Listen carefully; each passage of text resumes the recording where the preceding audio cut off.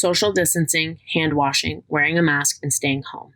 We know that these are the precautions required to beat COVID-19, but what happens when they are inherently impossible to achieve?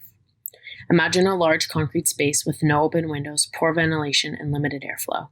Thousands of people live here, and they are vulnerable as they face several mental and physical health challenges.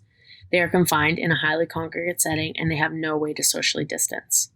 The space that I'm describing is a correctional facility, and it allows for the rapid and deadly spread of the COVID-19 virus. Now imagine that you are responsible for maintaining the health, safety, and well-being of the thousands of individuals living in this space. Impossible, right? Here you can begin to imagine what it must be like to be a correctional officer working during the COVID-19 pandemic.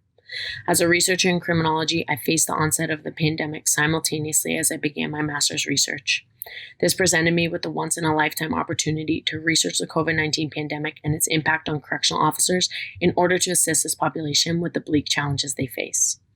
In Canada, correctional officers have been recorded to have the second highest mortality rate of all occupations, have high rates of divorce and substance abuse, have a 39% higher suicide rate than other occupations, and on average celebrate their last birthday at age 58. Furthermore, correctional officers have high levels of work-related stress and mental health challenges, including anxiety, depression, and post-traumatic stress disorder.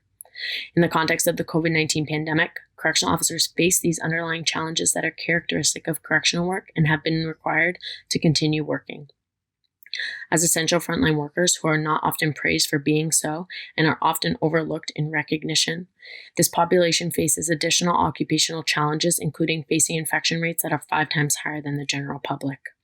To identify how the pandemic has affected this population, my study directly surveyed 596 correctional officers across Canada.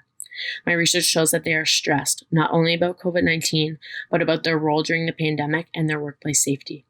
These factors are directly related to experiences of poor mental health and the adverse negative health effects associated with stress.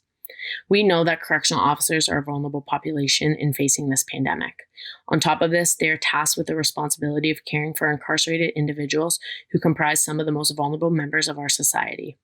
Like the rest of the world, correctional officers cannot escape COVID-19, nor can they escape the daily challenges that they face through the inherently dangerous nature of correctional work, which has only been amplified in this pandemic.